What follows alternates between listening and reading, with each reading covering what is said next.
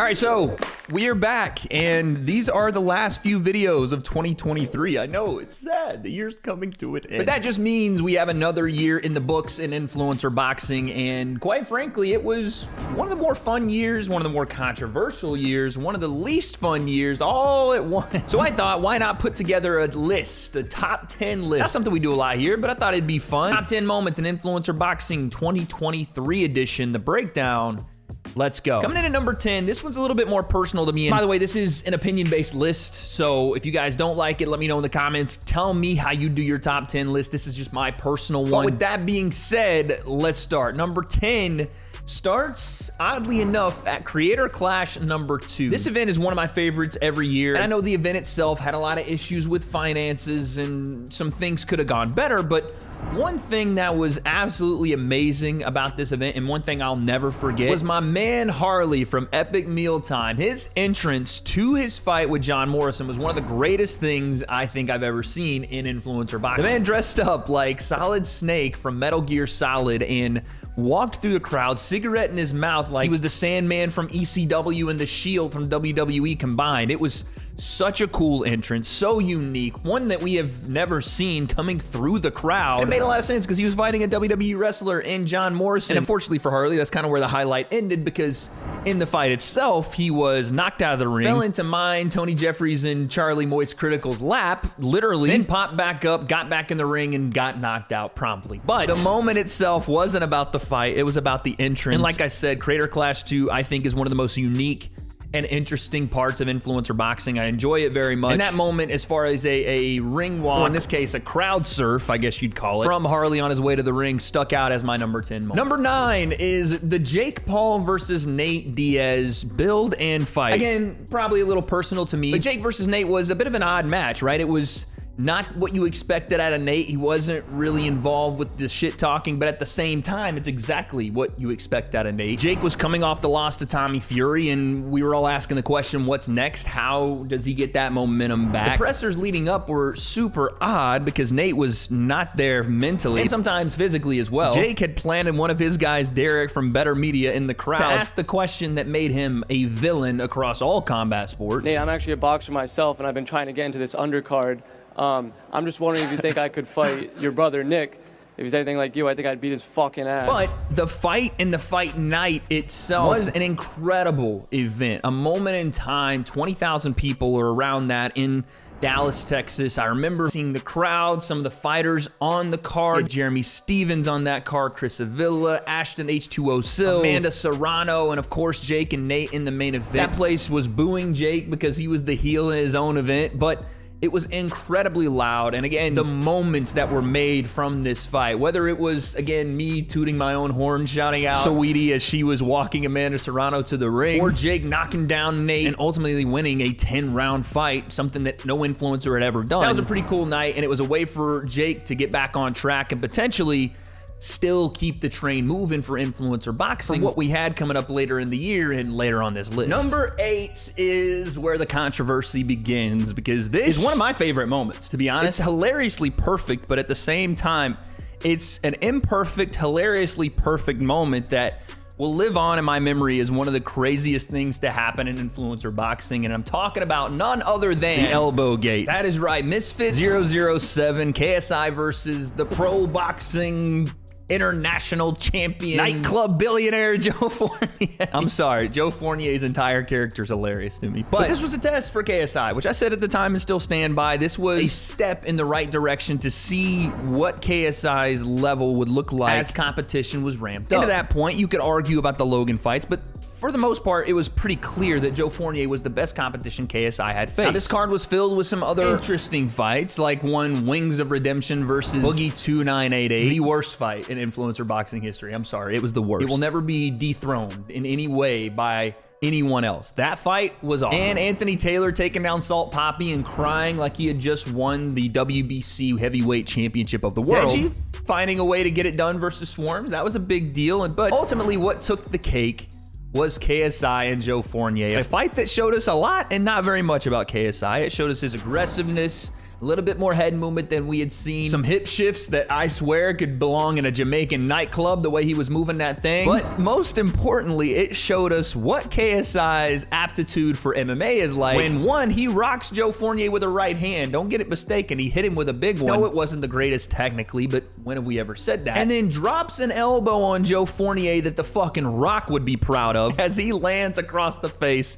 Unintentional, yes, but once again hilarious, because as you're watching it in real time, you think that KSI has knocked out Joe Forier cold with a right hand. That's what everyone thought, myself included. Look at my reaction. Joe's hurt. Oh! Joe is flat on his back. KSI lands a clean right hand. You couldn't see it until it was on replay that JJ actually snuck in his elbow, which again is just hilarious, because at that point we had never seen anything like that, and the way that Joe Forier's body crumbled to the floor, and honestly the way that everyone handled it right directly after. Granted, I understand not everybody had seen the replay, but the fact that people were trying to convince everyone that it was a right hand that knocked him out. And then there was a complete investigation by the PBA, which should just change their name to the CIA at this point with all the reviews and investigations we do in this scene. But at the end of the day, it was hilarious. It was amazing. It was, quite frankly, the only way to describe it, influencer boxing at its finest. Now, going from one disaster of an ending to an event to a disaster that was an event altogether. Our number 7 is the Kingpin debacle, disaster, complete disarray. Number 7 is the Kingpin Tour. This, in theory, was a great idea. Bringing together some of the biggest influencers you could find to put them in a tournament-style format to truly see who is the best at a certain weight class. Male and female, the tournament brackets were set, had names like Anisan Gibb, Austin McBroom, King Kenny, Wenderson Nunes, my mate Nate, Barbie, El Brook, Julie Polka. Name your favorite influencer in this thing. They were all there. And with a little event that we'll talk about later on this list, some big name personalities coming along to build these cards up. Myself, Face Sensei, Lauren Alexis, sheesh. But the idea was set. It was there. And like I said, on the surface, it looked great, but behind the scenes, the cracks in the foundation were already being laid. For one, Kingpin promised a shit ton of money. Money that they didn't actually know if they had to pay fighters, personalities, on-air talent, hotel stay, all of that, without, like I said, knowing if they had them kind of bags. And because how serious a tournament-style format is, the emphasis on creating and influencing took a backseat to training ridiculously hard and trying to win this fucking tournament. So attention and turnout for the tournament lacked in comparison to the build it should have gotten for a number of reasons. There's really nowhere to place the blame. Maybe on myself, I don't know. I tried my best, guys. And yes, we can talk about the things that went wrong, and a lot did. Pay-per-view sales lacking, people leaving the arena after the Wenderson Nunes fight in the first event. But all in all, the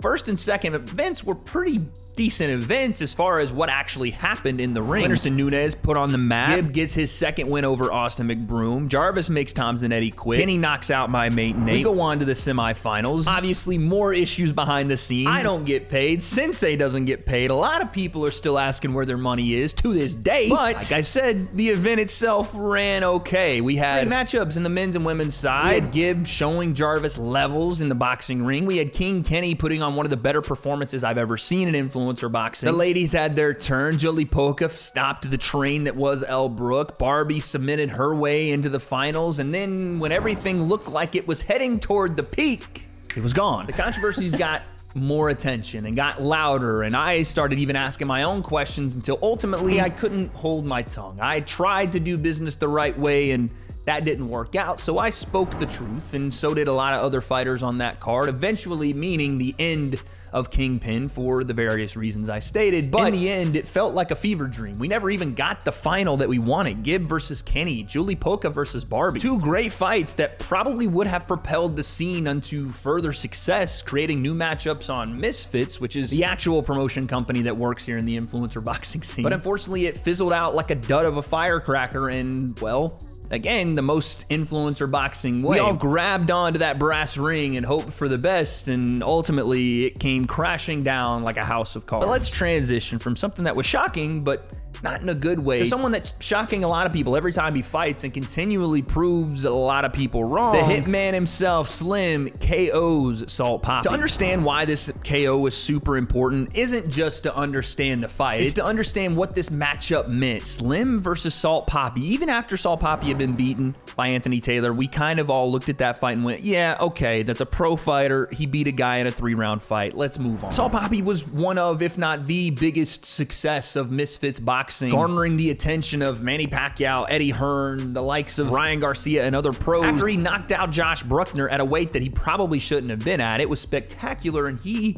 was a new face in influencer boxing. All the while, you had Slim across the aisle, knocking people out, winning fights versus Ryan Taylor, Tom Zanetti, and building his profile as an undefeated fighter looking to be Misfits Hitman. And even with this matchup, a lot of people were, at the time, saying that Slim was ducking Salt Poppy, that he was scared of Salt Poppy, which was never the truth, but more people said it because it garnered attention and they were trying to get Slim to take that fight, and eventually he did. 168, I think, was the pound limit. I don't remember, but regardless, this fight was, in most people's minds, going to be Salt Poppy returning to form after the loss to Anthony Taylor, and as the fight started, it looked that way. Salt Poppy was aggressive. He was accurate with his punches. He was walking Slim down. He was landing big shots. And you can even argue that Salt Poppy had won all 3 of the first 3 rounds, so Slim being down on the scorecard, coming out in round 4 after having the questions about what his gas tank looked like after 3 rounds and more than a 4-round fight. What would he look like when Salt Poppy touched him with that left hand and was landing consistently? The claims of his technique being sloppy and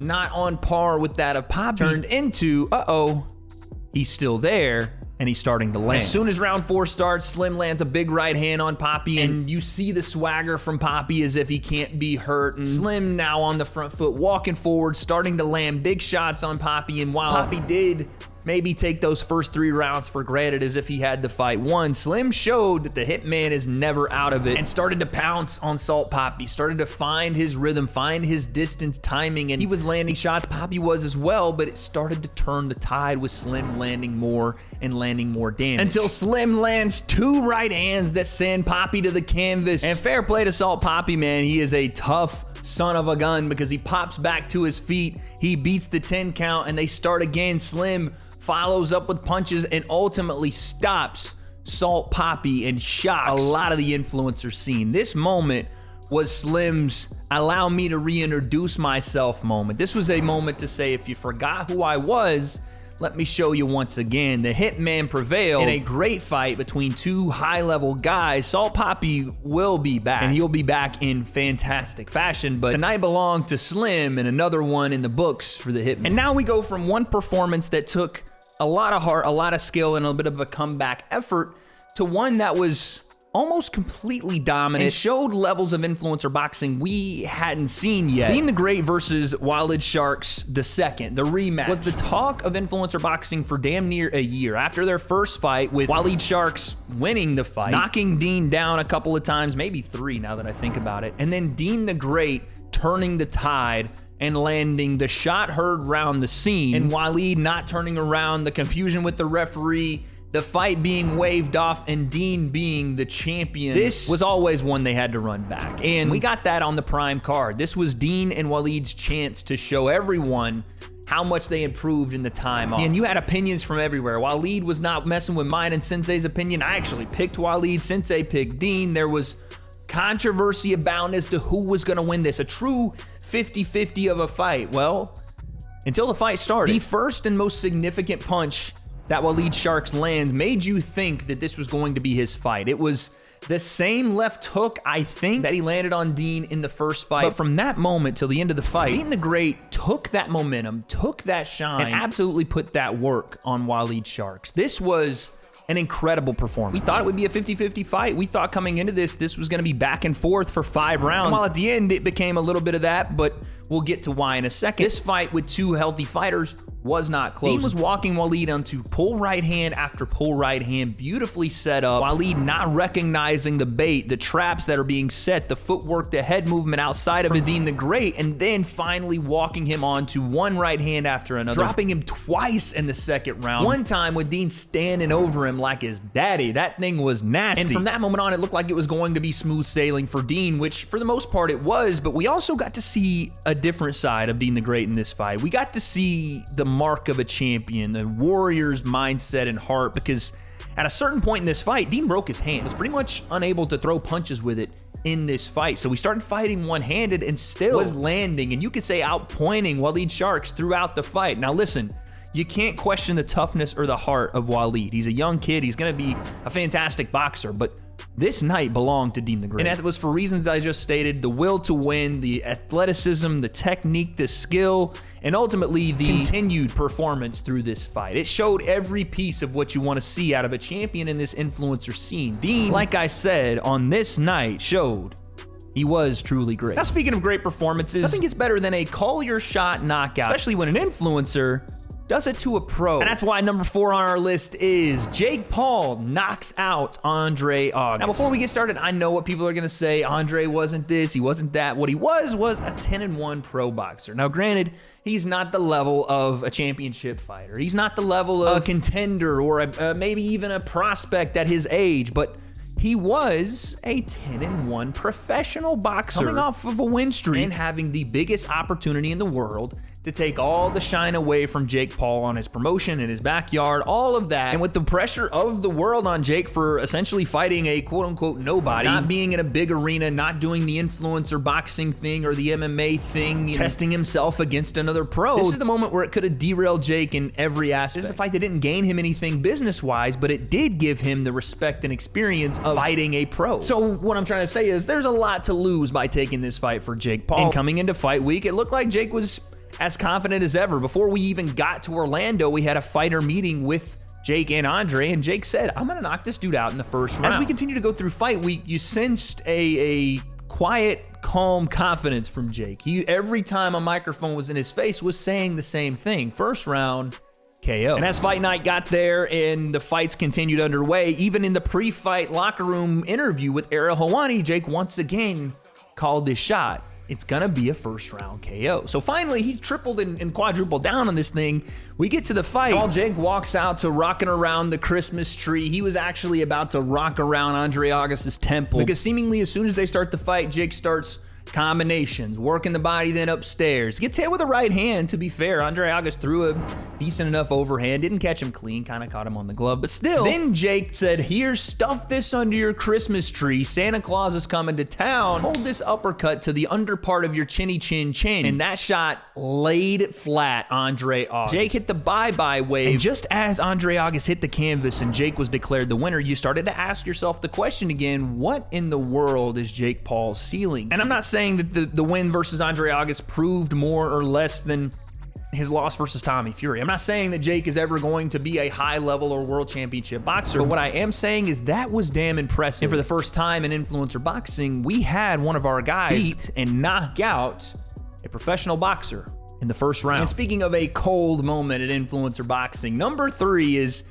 where we take the ride from Happy Town to Despairville. And one of the most impactful yet unfortunate turns in influencer boxing history that can only be described with 4 words. Number 3 is have fun on Kingpin. I might be overstating this moment because I was involved with it, but I do distinctly remember the wave it created in influencer boxing. For those that don't know, the have fun on Kingpin remark was obviously made to me from Mams Taylor after I made a breakdown video in which Jake Paul questioned the sellability of him versus KSI and him versus Tommy Fury in a rematch, in which I stated I didn't know that I could disagree with. And there were obviously other things that had been happening for a good amount of time behind the scenes that I was upfront and truthful about, and was able to give my perspective to some of the people in the background of Misfits about certain things that I wasn't very keen on. And essentially, as I found out, was apparently causing issues by just, again, giving my opinion and being honest about said opinion. What came next was a whirlwind of controversy and chaos throughout the online sphere. Where I was in a Twitter space talking with individuals after I released said video, and all of a sudden the tweets from one KSI started to come back to back to back. You guys can see the tweets on screen. We don't have to go over the details of them, but it took me by surprise, as well as Mams Taylor popping into the same space to tell me I was essentially fired and to go have fun on Kingpin, which ended up being exactly what I did and then didn't because the thing went up in flames. But still, this moment created a rift that to this day, let's be honest, hasn't been fixed between myself, KSI to a degree, and KSI super fans and fans really in the scene. It took what was, in my opinion, a fantastic and well-working marriage in myself, DAZN, and Misfits, and some of the moments created by that partnership. I'm not going to sit here and say that I had any profound effect on the scene, but I did try my best to give a highlight to all of the fighters on those cards while I was there, through content coverage pre, during, and post-fight week. But regardless of how you feel about that moment, you can't deny its impact on the scene. Good or bad, it was one of the biggest moments. It took over Twitter for days. I ended up making a response video to all of it. It ended up with me and JJ actually having a call and talking about things. And actually, in its own weird way, it propelled me into a different space. It's how I ended up doing things like Kingpin and PFL and bare knuckle fighting and most valuable prospects. A lot of the opportunities that I just would not have gotten had I been still with Misfits. But at the end of the day, it's still one of the biggest things that remains a thread in influencer boxing. And I think Misfits actually even made a shirt about it. And it'll still be the subject of discussion as long as this scene goes on, it seems like. So our number 3 moment is have fun on King. Now we're getting down to the top 2, and number 2 is one moment that changed influencer boxing. These next 2 are both of that same thread, but this one was the moment influencer boxing lost a little bit of its invincibility, but also gained a bit of realism, gained a little bit of what do you do next? How do you overcome loss? The biggest names in our scene have been, for the most part, untouchable. KSI and Jake, undefeated and unrivaled with their star power, their potential, and what people thought about what they could do as boxers. Now, most of us knew at some point they would be challenged. At some point, they would lose. At some point, they would walk up against a foe they couldn't beat, based on the level of skill, the amount of years training, etc., etc. And for Jake Paul, that night was the night he fought Tommy Fury in Saudi Arabia. Jake Paul versus Tommy Fury, the fight that seemed like it would never happen. After 2 years of build, we finally got it on February 26th. Earlier this year, and the thoughts going into this fight were all over the place. It looked like Jake Paul was once again going to prove a lot of people wrong and take down the pro boxer, because he had taken down Anderson Silva, he had taken down Tyron Woodley, and Tommy hadn't really shown if he was going to be able to handle this kind of moment on a big stage versus a guy in Jake that brought eyeballs that Tommy had never been in front of. And what happens when Tommy does overshoot his right hand and Jake's able to land a counter behind it? We found out it was a lot more simple than that. Tommy was just the better boxer. That night, Tommy did exactly what he does. He pumped his jab, he worked combination, and he made Jake Paul realize that he was not, at that moment, on Tommy's level. That night, Tommy had a better game plan, executed it, and showed there were gaps in his game. That Tommy was, again, a pro and a guy that had trained this sport for years, for time, and it showed through his jabs, through his combinations, and ultimately through a split decision win, but probably should have been a unanimous decision. And even with that performance and Tommy winning, there were still glimpses of what Jake Paul could be and what he could become with his ability to counter and shoot off punches, his ability to start timing Tommy Fury as the fight went on, his ability to fight for 8 rounds and, yes, get tired but not be out of the fight and actually knock Tommy Fury down. And I know that, again, wasn't the most powerful shot, but again, he still did it. Keeping a streak alive for Jake that has lasted through every one of his professional fights. He's knocked down everyone he's ever faced. That was an accomplishment in its own right, and I think gave Jake the confidence to come back even stronger and beat Nate Diaz in their fight, beat Andre August in that fight. Whatever he does in 2024 is all built off the confidence, in my opinion, that he oddly gained that night. That Tommy beat him, absolutely. Showed him there was levels that night. But the levels weren't as far apart as they should have been. If that rematch ever is to happen, there is reason for us to circle that on the calendar, because that run back may even be more entertaining than the first, seeing as Jake continues to fight and continues to stay active, and Tommy as well, doing what he did at number 1. The number 1 moment of influencer boxing, this just can't be denied. It is what it is. For the totality of what it was to the after effect of it, it is, again, a fantastic and also a bit deflating moment in influencer boxing, yet it captured our attention for months on end up until and through that main event. It's none other than number 1, the Prime card. This was first and foremost a brilliant execution of marketing on the likes of Mams Taylor, KSI, and Logan Paul, naming their card the Prime card, and getting the two faces of Prime on the card in the co-main and main spots was nothing short of brilliant for a company that'll one day be worth billions of dollars. And on the surface of it, going into the card, it had everything. You had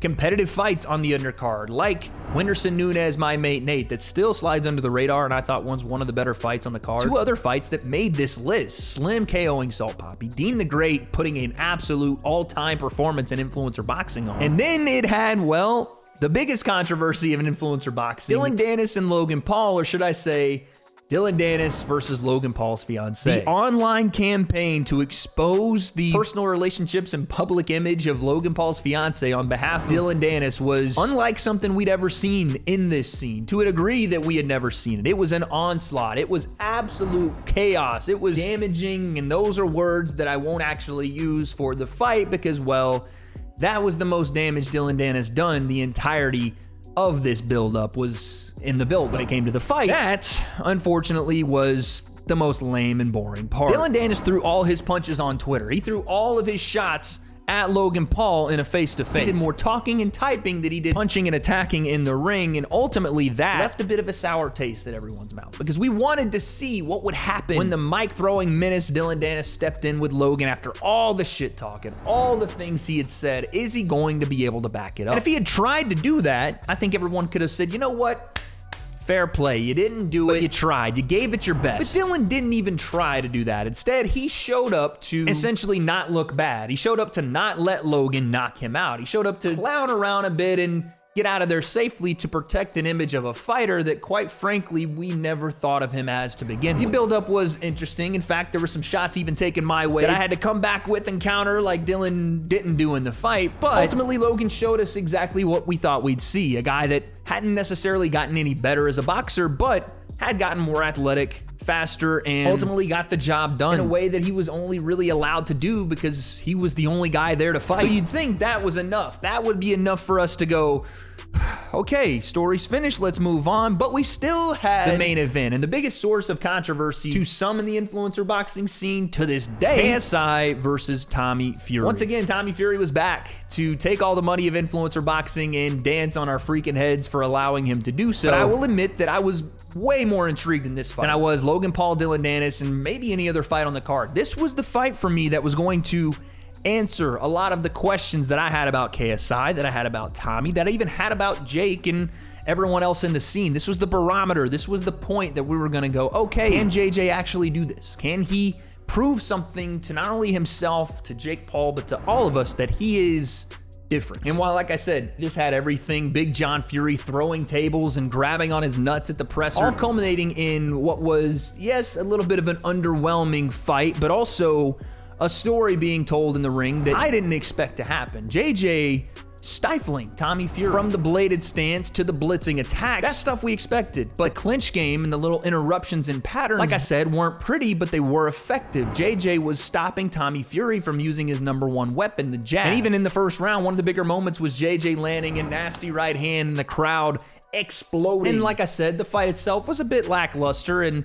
ultimately gave us that deflating feeling in that fight after a point deduction for shots to the back of the head from Tommy Fury and close rounds throughout the fight. You would think that either Tommy is going to win a close decision, KSI and Tommy maybe draw, or maybe KSI's actually done this. And the judges' scorecards read majority decision that ended up being a unanimous decision for Tommy Fury. And that was the moment that, at least in the short term, influencer boxing had a little bit of a deflation. Not even because of the decision, more so in my opinion because of the nature of the fight, the nature of the co-main event, and the fact that this build to the fights was almost impossible to pay off. The only way this wouldn't have happened is if JJ would have clearly beat Tommy Fury and Logan would have knocked out Dylan Dennis, or the other way around. Like, this was going to be one of those moments, regardless, because of how much was put behind it, because Misfits went all in on it, that there was going to be a little bit of leftover fatigue. Because that's what should happen. When you have a peak moment in your scene, there's going to be a runoff. That's how this thing works, peaks and valleys, but